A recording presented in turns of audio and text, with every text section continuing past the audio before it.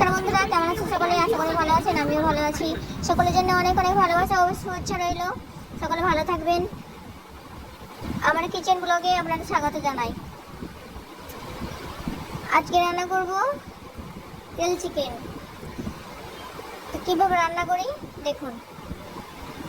যদি আমার ভিডিও ভালো লাগে অবশ্যই সাপোর্ট করবেন, ভালোবাসা দেবেন। আমি যতটা পারবো আপনাদের সাপোর্ট ভালোবাসা দেব। তো চলুন কীভাবে রান্না করি আপনাদের প্রসেসটা বলে দিই।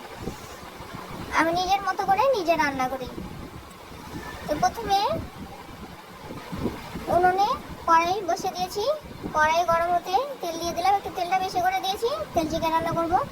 তো এতে ফোড়ন, তেজপাতা, পেঁয়াজ, টমেটো কুচো করে কেটে রাখা দিয়ে দিয়েছি। এতে এবার চিকেনটা দিয়ে দেবো।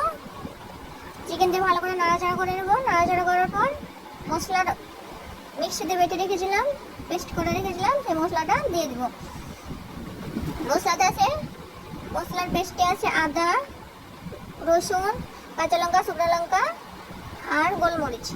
যতটা পরিমাণে ঝাল খায় ততটা পরিমাণে দেওয়া আছে। আর দুটো শুকনো লঙ্কা ভেঙে দিয়ে দিলাম।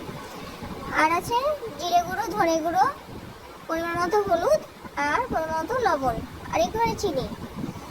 চিনিটা দিলে একটা সবজি, চিকেন, যে কোনো কিছুর একটা গ্যাস থাকে, সেই গ্যাসটা থাকে না। ওই জন্য আমি চিনিটা দিই। তবে সব সবজিতে চিনিটা দিই, তাই আমি চিকেনেও সব চিনিটা দিলাম। এবার যেই বাটিটায় মশলা করেছিলাম সেই মশলা বাটি ধোয়া জলটা চিকেনে দিয়ে দিলাম। এই বাড়িতে চিকেন মশলা দিয়ে দেবো। ভালো করে নাড়াচাড়া করে ভালো করে কষিয়ে নেব। যতক্ষণ কষবো, যতক্ষণ না মশলা ভালো করে কষা হয়, তেল না বেরিয়ে আসে, ততক্ষণ ধরে কষবো। রান্না করতে গেলে বেশি করে কষে রান্না করলে রান্নার টেস্টটা বেশি আসে। যে কোনো সবজি হোক, চিকেন হোক, মশলা হোক, আমি বেশি করে একটু কষিয়ে নিই। তো কষানো হয়ে গেছে, এবার তেল বেরিয়ে গেছে। এবার জল দিয়ে দেবো।